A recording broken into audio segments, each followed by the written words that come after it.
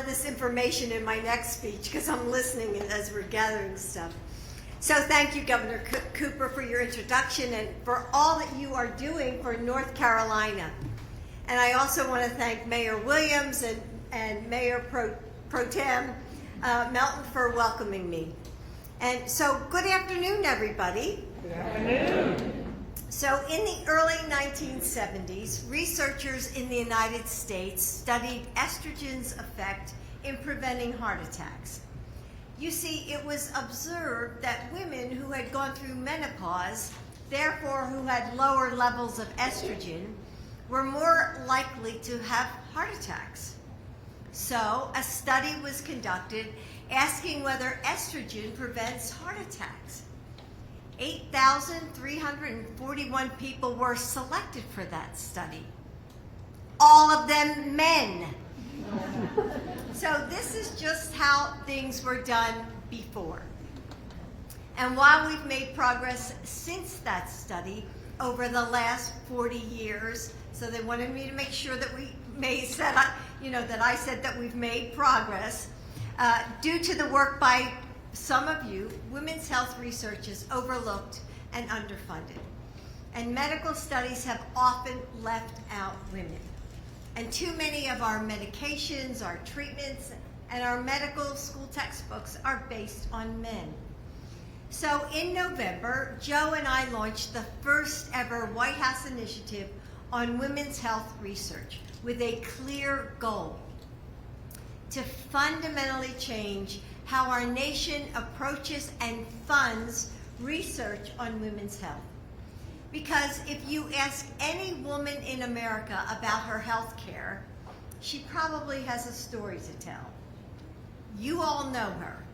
She's the woman who gets debilitating migraines but doesn't know why and can't find treatment options that work for her. She's the woman going through menopause who has more questions than answers because more research is needed for solutions. She's the woman whose heart attack isn't recognized because her symptoms they don't look like a man's. And heart disease is the leading cause of death among women. But I don't have to tell you that.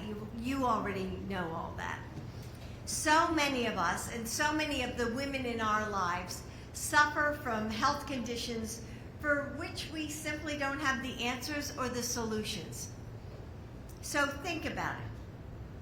Even if you have the best doctors or the best insurance, when it comes to Alzheimer's, IBS, or terrible menopause symptoms, is that enough? No. Right? No. We simply don't know about how to prevent, detect, and treat the conditions that only affect women more than men, or affect women differently than men. So President Biden is the first president to make women's health research a top White House priority.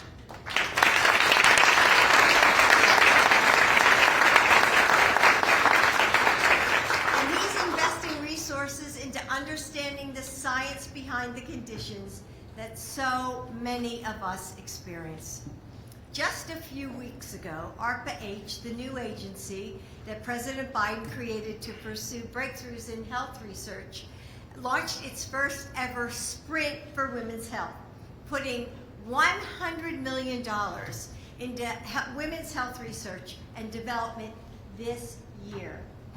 And during Joe's State of the Union address, he called on Congress to invest $12 billion into women's health research. And just 2 days ago, he signed the most comprehensive executive order ever to expand and improve research on women's health and announced $200 million in new NIH funding for this work.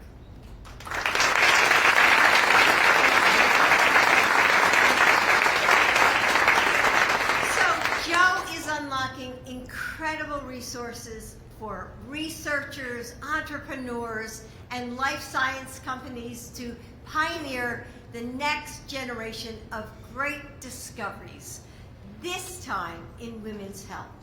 And that's why I'm here today at the Research Triangle, drawing on the might of your world-class universities and led by visionary state, academic, and business leaders. You know, you have created one of the most powerful research development ecosystems. From agricultural technology to the life sciences, you've proven there's nothing beyond your capacity when your universities, your entrepreneurs, investors, companies, and state and city leaders come together to drive innovation. As the Research Triangle continues to grow, I encourage you to harness that same spirit of discovery and ambition and take on the next great healthcare challenge of our time, finding innovative solutions in women's health. It's the right thing to do, and it could be the next big thing for your bottom line.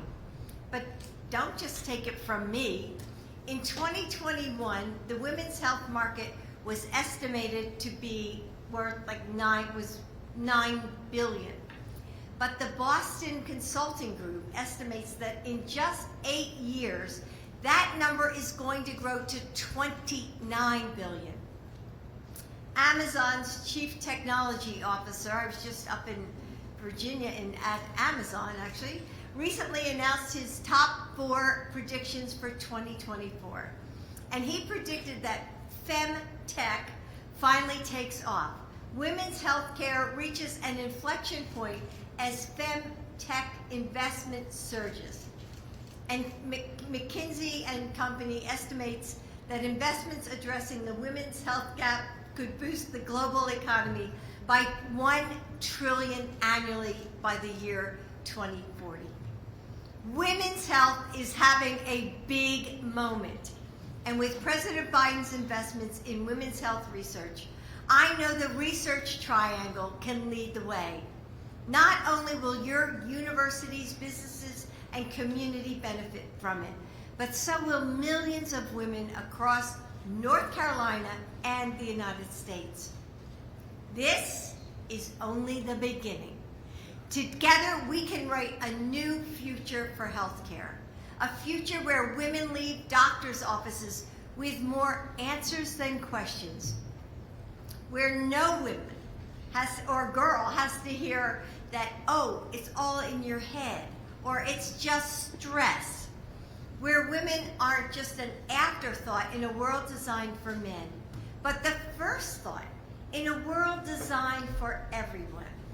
We are building a world where women don't just survive, they lead long, healthy, and happy lives. Today is just the beginning. Thank you.